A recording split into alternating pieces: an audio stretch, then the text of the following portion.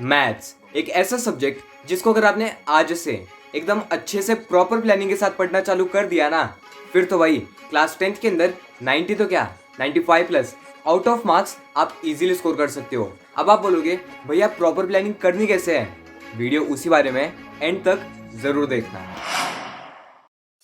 सो hi everyone, कैसे आप सभी लोग, दिस इज साउंड भैया एंड आज के वीडियो स्पेशली आज के वीडियो हर एक क्लास 10th के स्टूडेंट के लिए होने वाली है जो भी इस साल बोर्ड एग्जाम्स 2024 देने वाले हैं और उनके बोर्ड एग्जाम्स आने वाले 2 से 3 महीनों के अंदर है। अब देखो गाइस, आज के इस वीडियो में हम लोग स्पेशली मैथ्स के सब्जेक्ट को डिस्कस करने वाले हैं कि मैथ्स के अंदर आपको अच्छे मार्क्स कैसे लाने हैं। जो आपके बोर्ड एग्जाम्स आने वाले हैं, प्री बोर्ड्स आने वाले हैं, उन सब के अंदर आप लोग अच्छे मार्क्स मतलब 90, 95, 98, 100 तक आप कैसे जा सकते हो। आज की वीडियो एक स्टेप बाय स्टेप गाइड है आपको मैथ्स को कैसे पढ़ना है, एज वेल एज हम लोग डिस्कस करने वाले हैं आप लोग हॉट्स के क्वेश्चन को कैसे सॉल्व करोगे, कैसे प्रैक्टिस करना है। एंड देखो गाइस, जो भी मिस्टेक्स मैंने अपने क्लास 10th के अंदर किए थे मैथ्स के सब्जेक्ट के लिए, वही सब मिस्टेक्स मैं आपके साथ शेयर करने वाला हूँ। आपको वो सारी मिस्टेक्स को अवॉइड करना है, फिर जैसे कुछ भी हो जाए। मेक श्योर आप इस वीडियो को एंड तक देख रहे हो, वीडियो बहुत हेल्पफुल होने वाली है। तो देखो, अगर वीडियो से थोड़ी सी भी वैल्यू मिले एक लाइक कर देना, 500 लाइक्स का एम रखते हैं। एज वेल एज जो भी फर्स्ट टाइम देख रहा है, यहाँ पे एक सब्सक्राइब बटन आ रहा होगा, उसे क्लिक करके बेल नोटिफिकेशन ऑन कर दो।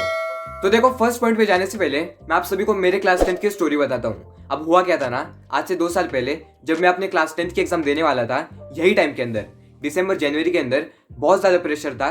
क्या पढ़ना है, कैसे पढ़ना है, हर एक चीज को कैसे हैंडल करना है, इतने सारे सब्जेक्ट्स हैं, सबको कैसे हैंडल करूँ एक साथ। एज वेल एज मैथ्स के लिए एक अलग ही लेवल का टेंशन रहता था, क्योंकि इतने सारे फॉर्मूलाज हैं, इतने सारे कंसेप्ट्स हैं एंड इतने सारे क्वेश्चंस हैं, सबको कैसे सॉल्व करना है, सबको कैसे प्रैक्टिस करना है। आपके साथ भी ये हो रहा है ना।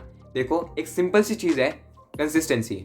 आपको रोज पढ़ना है, फिर जैसे कुछ भी हो जाए। जो आपका मैथ्स का सब्जेक्ट है आपको उसे रोज पढ़ना है। ये जो आने वाले 2 महीने हैं ना, दिसंबर जनवरी के अंदर आपको डेली पढ़ना है, फिर जैसे कुछ भी हो जाए। समझ रहे हो ना। मैथ्स का सब्जेक्ट एक ऐसा सब्जेक्ट है जिसको अगर आपने कंसिस्टेंटली रोज पढ़ना चालू कर दिया, आप झंडे गाड़ के आने वाले हो, मैं बोलता हूँ। तो देखो, मैंने तो क्लास 10th के अंदर डेली पढ़ाई की थी मैथ्स के सब्जेक्ट की। अगर आपको जानना है कि मैंने किस तरह से पढ़ाई की थी, कौन से टाइम पे पढ़ाई की थी, यहाँ पे एक लिंक है मेरे खुद के क्लास 10th के रूटीन की। ये वीडियो खत्म होने के बाद में डेफिनेटली चेकआउट करना।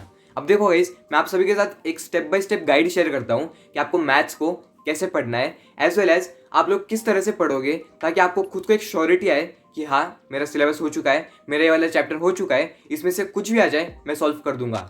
जानना चाहती हो ना? यस गाइस, स्टेप नंबर 1, आपको किसी के भी पीछे नहीं भागना है, फिर चाहे वो डाइजेस्ट हो, नवनीत 21 सेट हो, नहीं।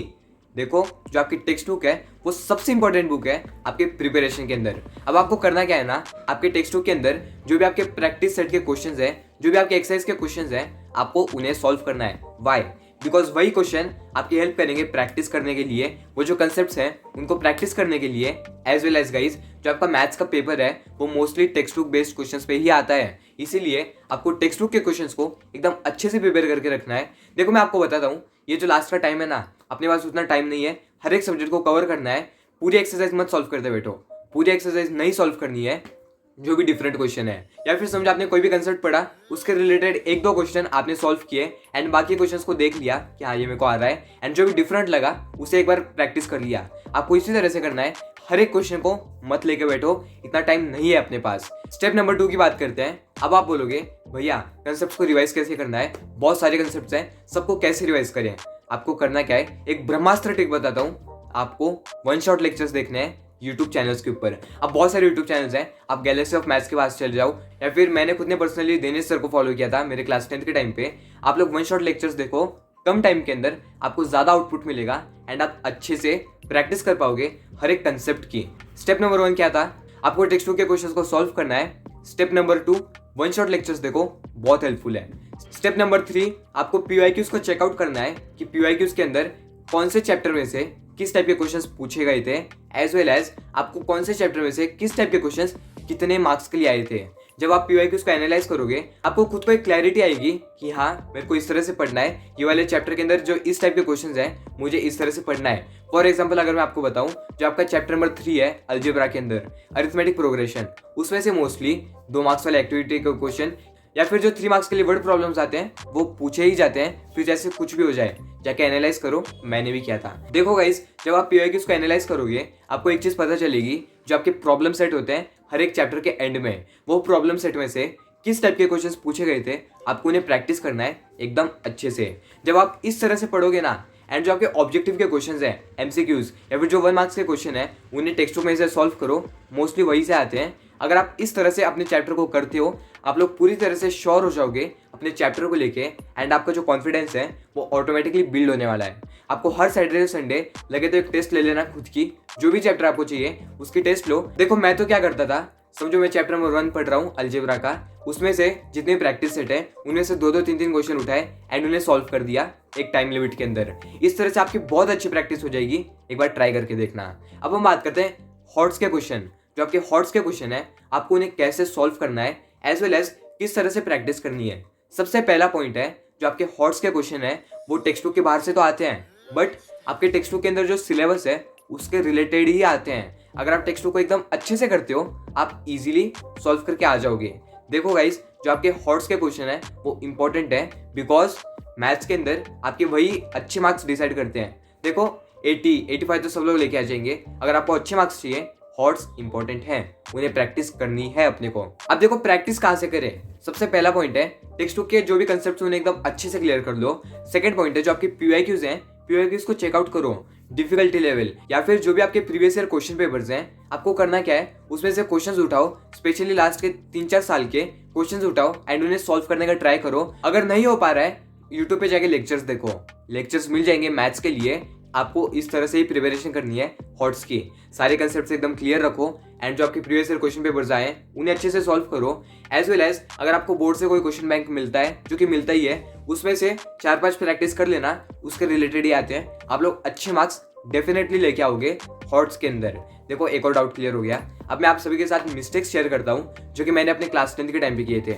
सबसे पहला mistake, that is over confidence. अब देखो मैंने गलती क्या की थी ना, मेरे को ऐसे लग रहा था कि भाई बहुत प्रैक्टिस हो गई है, अपन ही राजा है, अपन पूरा पेपर फोड़ के आएंगे। बट गाइस सच बोलूं, जब मैं एग्जाम हॉल में गया, मैंने क्वेश्चन पेपर देखा, जो टेक्स्ट बुक के क्वेश्चंस है वो जो टेक्स्ट बुक के क्वेश्चंस थे वो तो मैंने बहुत अच्छे से किए थे, बट जब मैंने हॉट्स को देखा थोड़ी हालत टाइट हो गई थी, but I gave my best. And देखो मेरे को गलती क्या लगती है ना, मैंने खुद ने हॉट्स के लिए उतने अच्छे से प्रिपरेशन नहीं किया था टू बी ऑनेस्टली। आप सभी को हॉट्स के लिए अच्छे से प्रिपरेशन करना है, बिकॉज वही डिसाइड करता है आपके मैथ्स के मार्क्स। डरा नहीं रहा हूँ, मैं आपको मेरी खुद की मिस्टेक बता रहा हूँ, एंड जब आप मेरी मिस्टेक से सीखोगे, आप लोग वो मिस्टेक नहीं करने वाले हो। एंड जो भी स्टूडेंट मुझे इस टाइम पे देख रहा है, वो अच्छे मार्क्स डेफिनेटली लेके आने वाला है। लेके आओगे ना? यस गाइज, आपको अच्छे मार्क्स डेफिनेटली लेके आने हैं, समझ रहे हो ना?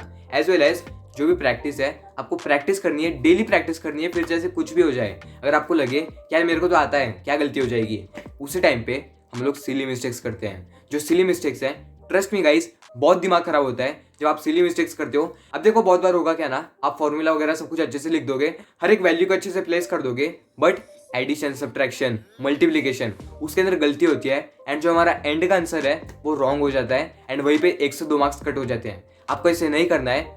हर बार फिर चाहे जो क्लास का एग्जाम हो, स्कूल का एग्जाम हो, बोर्ड एग्जाम्स हो, आपको डबल चेक करना है अपने आंसर को। करोगे ना गाइस? यही तरीके से आप लोग अच्छे मार्क्स डेफिनेटली लेके आने वाले हो। अगर आपको इस वीडियो से थोड़ी सी वैल्यू मिली, शेयर करो अपने हर एक फ्रेंड के साथ। एंड जो आपका मैथ्स का सब्जेक्ट है, उसके अंदर हर एक चैप्टर का कितना वेटेज है, उसके लिए अलग से एक प्लेलिस्ट बनाई है, जल्दी से जाके चेकआउट करो। Till that time, bye bye.